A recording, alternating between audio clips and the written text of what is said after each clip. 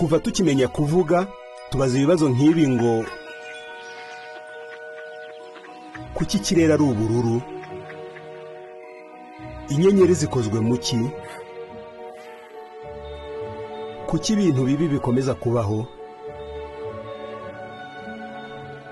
twabayeho dute, kuki abantu bapfa, abantu ntako batagize ngo bashakishe ibisubizo by'ibyo bibazo. Muri iki gihe ubumenyi bwaragwiriye kurusha ikindi gihe cyose,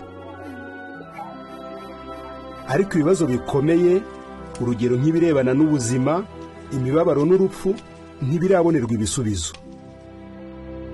Nihe twabona ibisubizo by'ibyo bibazo?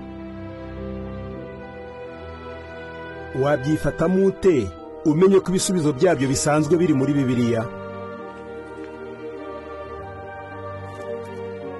Abantu benshi bavuga ko Bibiliya irimo inkuru z'impimbano n'imigani,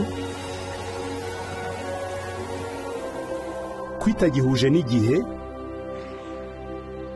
cyangwa ko kuyisobanukirwa bigoye. Ariko se mu by'ukuri Bibiliya niyo kibazo, cyangwa ikibazo n'ibyo abantu batekereza kuri Bibiliya?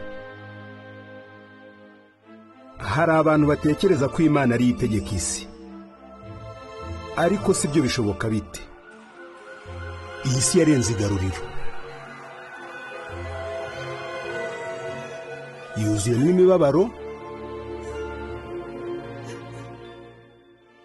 uburwayi n'urupfu, ubukene n'ibiza. None se byashoboka bite ko Imana irangwa n'urukundo yateza ibyo bintu? Ushobora gutangazwa n'icyo Bibiliya ibivugaho. Bibiliya igira iti isi yose iri mu maboko y'umubi. Mu yandi magambo, hari ikiremwa gifite ububasha giteza ibibazo byugarije iyi si, kandi nicyo kiyobora isi. Niyo mpamvu nubwo abantu bashyiraho imihati ingana ite, badashobora gukemura ibibazo biri mu isi. Igishimishije ni uko Bibiliya ivuga ko ibintu bitazakomeza kuba nk'uko bimeze muri iki gihe.